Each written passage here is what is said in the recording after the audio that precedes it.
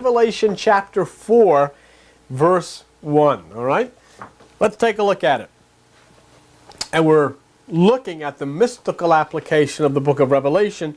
And what you'll find as you go along with us on the nights that we cover Revelation here, the book of Revelation is a mystical description of the functionings of your body. It has nothing to do with Armageddon's outside. It has to do with the Armageddon in here. Okay? Revelation chapter 4, verse 1. After this I looked, and behold, a door was opened in heaven. A door being opened in heaven means that the opening of the higher realm of consciousness is now apparent to you through your meditation. Remember, heaven is God's kingdom. Luke 17:21, Jesus says, the kingdom is within you. Therefore, a door opening up in heaven is an aspect of consciousness opening up within you.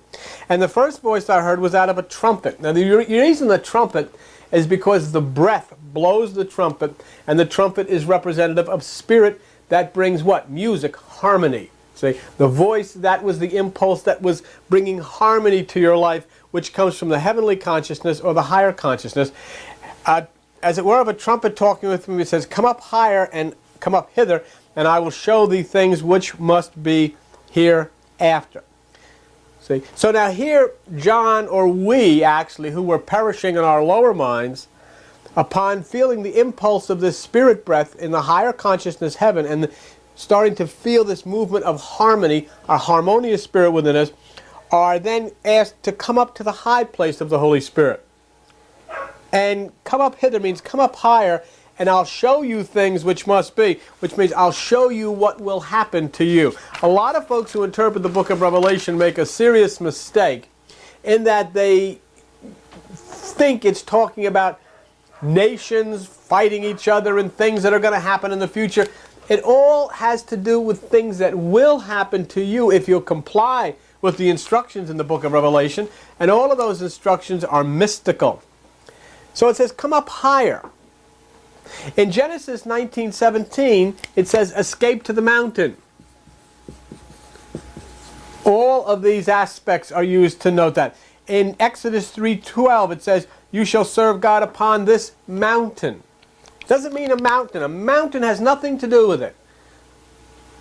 The mountain is used as a symbol because it is the high place, and the high place is simply the higher consciousness. That higher consciousness within you is heaven. The lower consciousness within you is hell. That's why hell's down below and heaven's up above. But most folks look at it, well, somewhere in the universe. No, somewhere inside of you.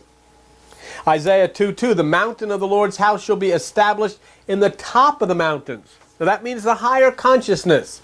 Carl Jung referred to it as the superconsciousness.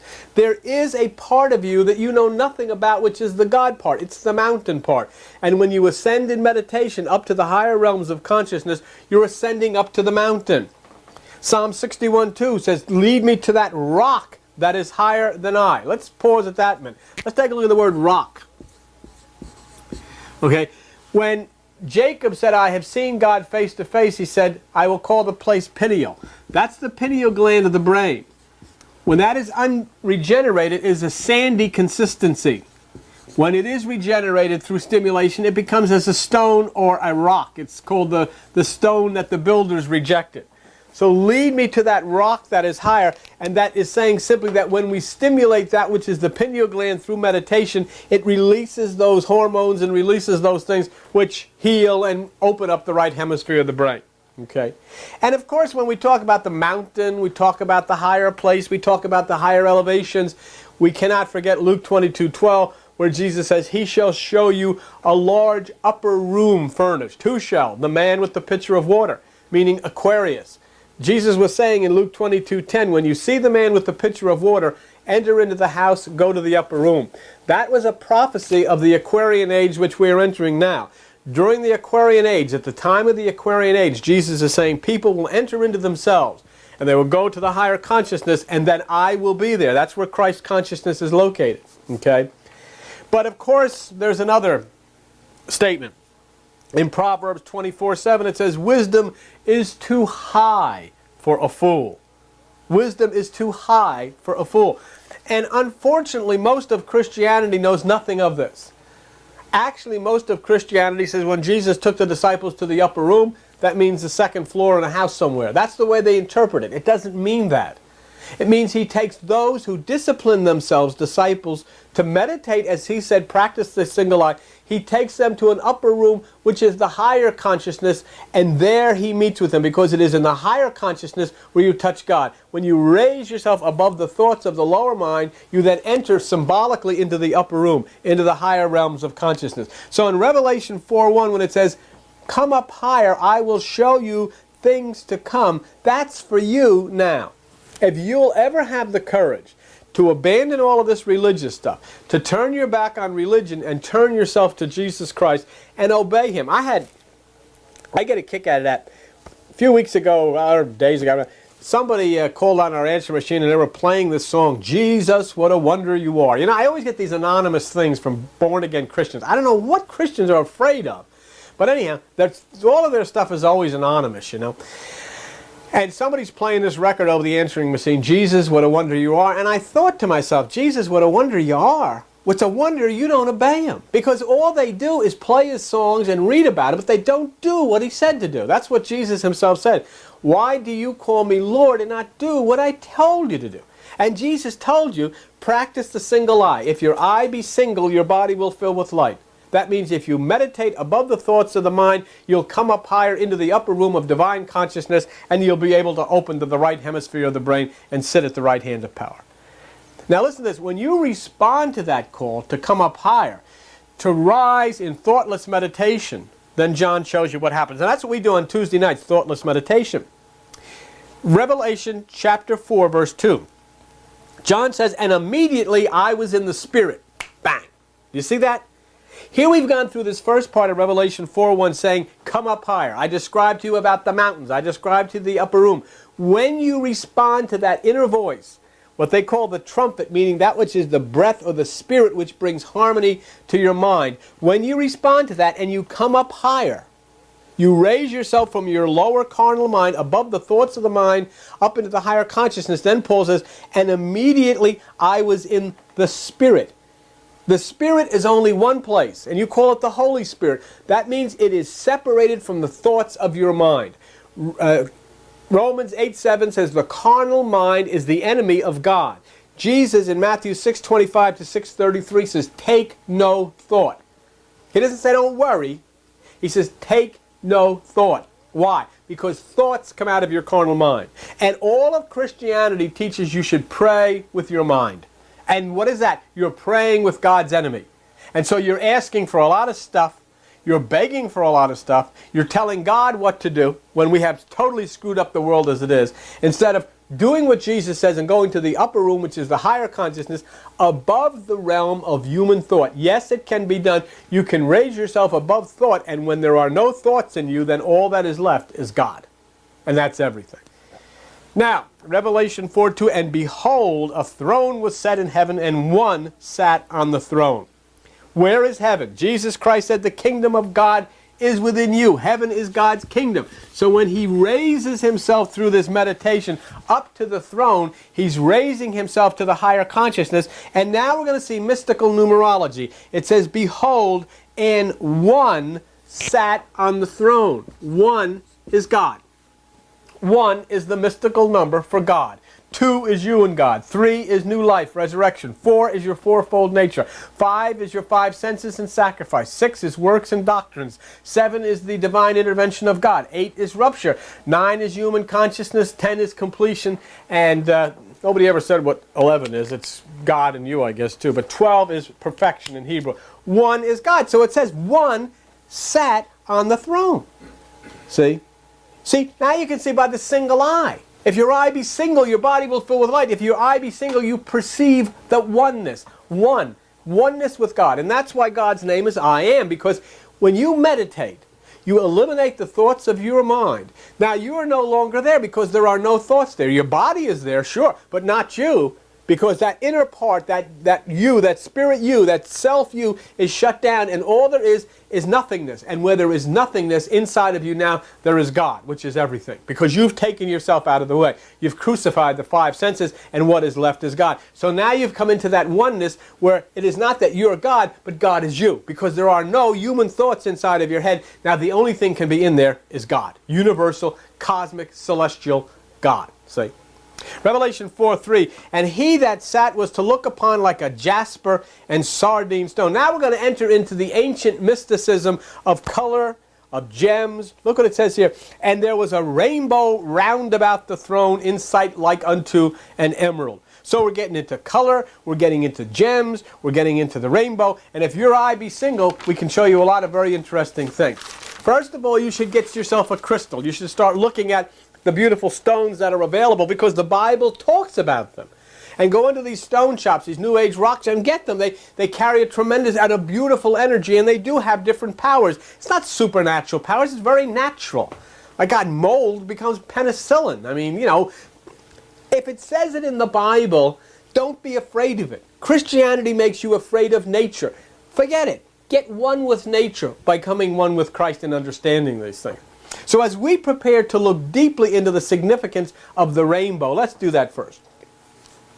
The rainbow in mysticism in ancient religions symbolizes a bridge, okay, between you and God. That's what a rainbow is.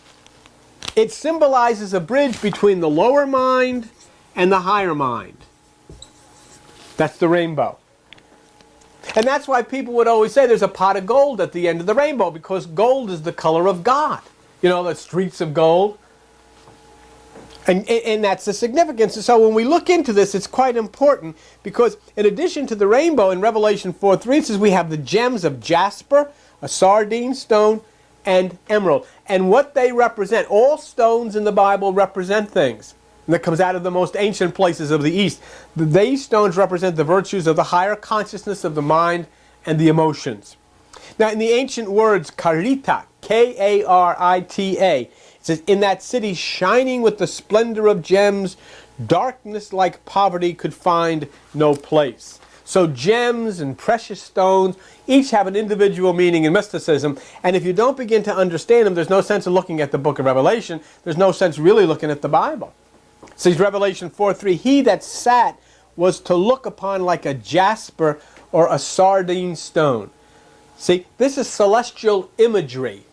Okay, a lot of people say, well, you know, you shouldn't get into that imagery. You should, because that's what it says in the Bible. He that sat was to look upon like a jasper or a sardine stone. He looked like a jasper or a sardine stone. This is in a dream state or a trance state or in deep meditation. Okay. Now the sardine is a deep orange and red. The jasper is a blue-green kind of aqua. And so now we have a description of God consciousness. This is a description of the effects of the higher nature of your being. And let's take a look at it, if you would with me, and you'll get a better idea of how to approach mysticism in the Bible in the book of Revelation. Okay, the color rose red, okay, rose red means love. And these go back from the most ancient of times. Fiery red is ambition or emotions. Ambition, emotion, okay? Now we have scarlet, which is energy, life. Is that coming out dark enough, Franklin? A little light, is it? Maybe maybe I'll try this one. Okay. Yellow, okay? That's kingship. Okay, it's like God's throne is gold. Green, astral, growth. That's growth of consciousness. So we'll put consciousness and growth. That's why they, you know, in the biblical stories, the sheep feed in the fields. Blue is intellect and peace, but it's intellect. What else we got? Purple is wisdom. White is purity and perfection. We'll call it perfection. That's why Jesus comes on a white horse. That means consciousness, which is beyond that of thought. And black is potential, or ignorance, darkness, etc. Okay? So, now let's take a look at it before we go away, Franks. Yellow, it says here that he that sat upon was like in sight like unto an emerald. Okay? Now if we look, the emerald is a greenish color. Okay? And the sardine is a yellow red or an orange red. So here then, if it says, he that sat was like upon a jasper or sardine stone. That's what I'm looking about. Revelation 4:3. Jasper is green. And okay, and where we have green is the growth of divine consciousness in understanding and teaching. Because it's a blue-green. It's an aqua. So there you have understanding. You have intellect and conscious growth. And then you have the sardine stone, which is yellow and red, or an orange and red. And that red gives you ambition or power over the lower things. And the yellow red, which is the rose red with the kingship of God, it's the love of God which gives you power over the emotions, and of course the divine wisdom which gives you conscious growth. So there you then see about the renewed mind and why it says he that sat was to look like a jasper and a sardine stone. And there both of them tell us that what it's simply saying in mysticism is that there is a control, okay, a godliness that brings love to give you control over the emotions, and a divine intellect that provides you with a growth of consciousness in understanding things and in understanding God. That's how they use stones, and that's why it's so important if you read the Bible. A lot of times you read in the Old Testament about the various stones and the gems that are in the breastplate of the high priest, and you just go on and read it. Well, you can't. You got to stop and find out what those stones mean to understand, because it's all written in symbols. It's all written in symbols. So then your meditation, now this is what's happening here. John's meditation brings him into this higher consciousness, which provides this, which is love, which is above the human plane, that gives power over the physical problems. That's what it tells us about the jasper and sardine stone. Now in Revelation 4:3, go back again, there was a rainbow round about the throne in sight like unto an emerald. Okay? Now this is a beautiful picture of color. It symbolizes to people who lift themselves into a higher realm of consciousness. This entire beautiful experience, according to John, is like emerald. Now come back here for a minute, Frank. Emerald is green. It's a very deep green. And green is for the growth of consciousness, the growth of understanding. So the Bible here confirms everything that we've said before. Heaven is a state of growth into the higher or astral consciousness. It's actually meeting Christ in the air, no doubt about it, in consciousness. But then again, there was a rainbow round about the throne in sight like unto an emerald. And they're telling you in mysticism in the book of Revelation, emerald, because emerald is a symbol of conscious growth. Okay? Now let's look again and take one last look at the mystical significance of the rainbow. And I think that's important to see, because it says again in Revelation 4:3, there was a rainbow round about the throne. A rainbow, as we said, is a bridge between the higher and the lower emotions. That's the carnal mind and the divine mind. It's the way for you to get from the lower to God. Okay, it's that which connects the earth with heaven, you with God. Now, let's come back for a minute. Let's think, what is a rainbow? So now, let's get some understanding here as to why the word rainbow is used in the Bible in the book of Revelation. Before we do that, we went a little bit far. I want to tell you, this is coming to you from the Christian Village Church in Forked River. We have, for those of you who cannot get down to the church, a TV network. Each month, we'll send you a VCR tape for your videotape recorder. And it has teachings on it live from the church. I mean, it's one thing doing this in a studio setting, but when we do it live from the church, it has a much more tremendous impact. If you'd like to get on our network, this is what you do. You write this telephone number down, 609-971-0537. And then, at the end of the program, we've got a reflection in there, Frank, but at the end of the program, call that number and say, leave your name, address, and telephone number. Say you want to be on the TV network. There is no charge for these videotapes each month. All we ask you to do is when you get one, after you're finished with it, send it on to the next person whose name we'll give you. All right? Let's real quickly then, because we're running out of time, take a look at a rainbow. What is a rainbow? And why is a rainbow used in a Bible as a symbolic reference? A rainbow is caused by a reflection of the sun. All right, let's do that. The rainbow is caused by a reflection of the sun. That's Christ. We have to have the sun, S-O-N, S-U-N, Christ, okay? It's a reflection of the sun through drops of water. Water is truth. All right? So now we have truth being reflected through Christ consciousness, and it comes from a cloud, doesn't it?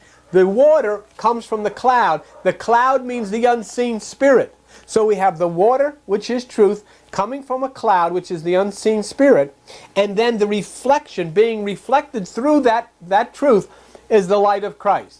Okay? The unseen spirit in the higher consciousness, and when we finally allow that reflection of the sun or Christ through the truth of the inner logos, then we cross the bridge to the higher celestial heaven. That's why rainbow is used in the Bible symbolically. Once again, as you know, everything, as Paul said, that is unseen is made known by those things which are seen. So when we see a rainbow, well, we showed you the various colors, what the colors mean.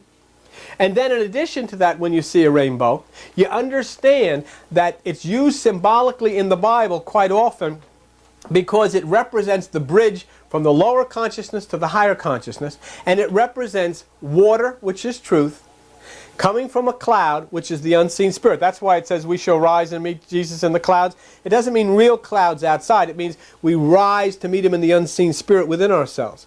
So as this water or truth comes from the unseen spirit within us, it is then reflected by that which is the sun, the light, the Christ consciousness into our being, and there is the rainbow, and it produces the various colors of love and patience and all of these good things. Okay? That's how in the ancients, the rainbow is a sign of three principles. Principle 1 is red, which is God's love and power. Principle 2 is white and yellow, which is dominion over the lower elements. And principle 3 is the same as Jasper. It's like aqua blue or green, the growth of divine understanding. So there is nothing in the Bible that you can see that has no meaning. I mean, if it's in the Bible, then you got to say, why is it there? What significance does it have? Why is it saying this in the Bible? Most people read, oh, there was a rainbow. How nice that is. No, it means something. See? And the next time you read about a rainbow in the Bible, remember what it is telling you. It's telling you the truth coming from the unseen spirit, bringing through the reflection of the Christ, the sun, the light, and leading you from the lower consciousness up into the higher realms of consciousness. See? So though the cloud of your experience may be dark, your life may be dark, the things that have come against you may be dark, a rainbow suddenly appears amidst the darkness. Even though the lower may hide the rest of that ring, if you seek in obedience to Jesus Christ to find the God presence at the other end of the rainbow, you'll find it. You'll find it. And of course there's also symbolically the bridge. The rainbow is symbolized by the neck. You'll see in the prodigal son and in Esau and Jacob, they would hug the neck because the neck is that bridge between the consciousness, the head, and that which is the flesh of the physical aspects of the body, the lower aspects. And that's Eastern mysticism. That's what the book of Revelation was written from. That's where your Bible was written from. And by westernizing it, we have screwed it up terribly. Let me make a strong suggestion to you. Stay away from those Bibles that make everything easy to understand, because they're taking the mystical language out and they're putting in what they think it should mean. That's like if somebody says to you, let's go shoot the bull. Well, you say, we'll not put in that. We'll put in, let's go get a gun and find a big black animal with horns, and then we'll kill the animal. So they describe what it means to shoot a bull, but they missed it because they didn't realize that to shoot the bull means have a conversation. That's what modern translations of the Bible do. They take mystical language, the dark sayings of the ancients, Proverbs 1:6, the parables of Christ, Mark 4:11, okay, the allegories of the Bible, Galatians 4:24. They take all of those things and they make them what they think is easy to understand, and what they do is they take away the mystical meaning. So I would suggest you stay with the King James Bible, because they just left the original language and they left it. They didn't mess with it. The rest of them have got you totally off and screwed up, and they don't mean anything of what they say. And there's not one bit of trust you can put in them, because they are not based on the ancient mystical teachings. Okay?